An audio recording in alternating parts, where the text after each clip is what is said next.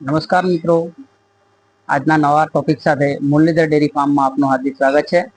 દોસ્તો, આપણે પોઈન્ટ જોયો હશે કે રેશન કાર્ડ ધારકોને હવેથી મળશે 1000 રૂપિયા. આ સમાચાર, આ ન્યૂઝ સાચા છે કે ખોટા? અને જો સાચા છે તો તેને મેળવવા માટે શું શું પ્રોસેસ કરવી પડશે, એ તમામ બાબત આજે હું તમને જણાવવાનો છું. એ પહેલાં દોસ્તો, મારો વિડીયો ગમે તો લાઈક શેર અવશ્ય કરજો. દોસ્તો, ઘણા સમયથી એવા ન્યૂઝ આપણને મળી રહ્યા છે સોશિયલ મીડિયા દ્વારા કે રેશન કાર્ડ ધારકોને 1000 રૂપિયા આર્થિક સહાય મળશે. એના માટે જે એના માપદંડ, જે ક્રાઇટેરિયા નક્કી કર્યા છે એ પ્રમાણે તમારે, જો તમે એ ક્રાઇટેરિયાની અંદર આવતા હોય તો તમને 1000 રૂપિયા મળવાપાત્ર થશે.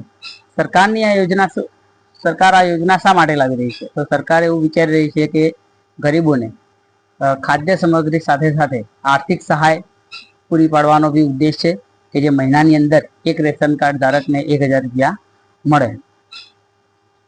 દોસ્તો, આની અંદર ઈ કેવાયસી ફરજિયાત છે. હું પહેલા પણ કહું છું કે ઈ કેવાયસી જેને ના કરાવી છે, ઈ કેવાયસી નાના બાળકોથી લઈ અને મોટા વડીલો સુધી રેશન કાર્ડની અંદર જેટલા નામ હોય એ તમામનું ઈ કેવાયસી કરાવવું ફરજિયાત છે. આ યોજના થકી એવું બતાવવામાં આવી રહ્યું છે કે 1000 રૂપિયા સીધા તમારા બેંક એકાઉન્ટની અંદર જમા થશે. આ યોજના મેળવવા માટે તમારે રેશન કાર્ડ, બેંક પાસબુક, આવકનું પ્રમાણપત્ર અને રહેઠાણનો પુરાવો આ બી હોવો જરૂરી છે. દોસ્તો, તમારી વાર્ષિક આવક 2 લાખથી ઓછું હોવી જોઈએ એવું ન્યૂઝની અંદર બતાવવામાં આવી રહ્યું છે. દોસ્તો, અત્યાર સુધી આપણે જો આ યોજનાની વાત કરીએ કે ભાઈ રેશન કાર્ડ ધારકોને જે 1000 રૂપિયા મળવાપાત્ર છે, એ ન્યૂઝ સાચા છે કે ખોટા?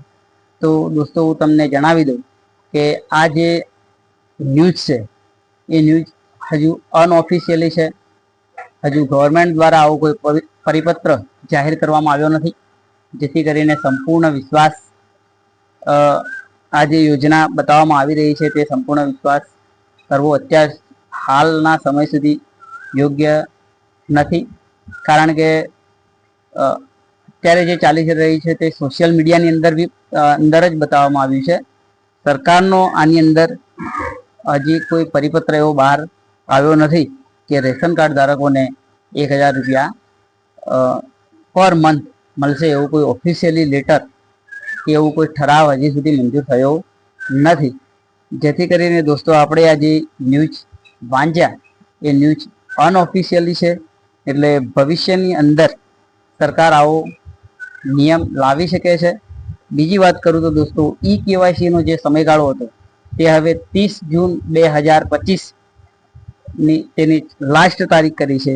એટલે તમામ જે વિડીયો જોવે છે તમામ મિત્રો અને તમારા સગા સંબંધીની અંદર પણ જો કોઈને ખ્યાલ ના હોય તો તમે ફોન કરીને જણાવી શકો છો કે ભાઈ ઈ કેવાયસી કરવું ફરજિયાત છે.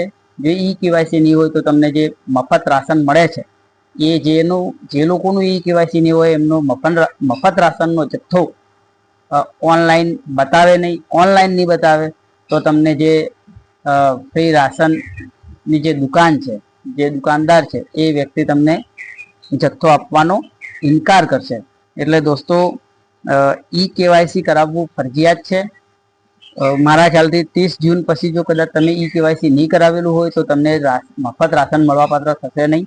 એટલે વહેલામાં વહેલી તકે ઈ કેવાયસી ફરજિયાત કરો તેવી અપેક્ષા. અસ્તુ. જય હિન્દ, જય ભારત.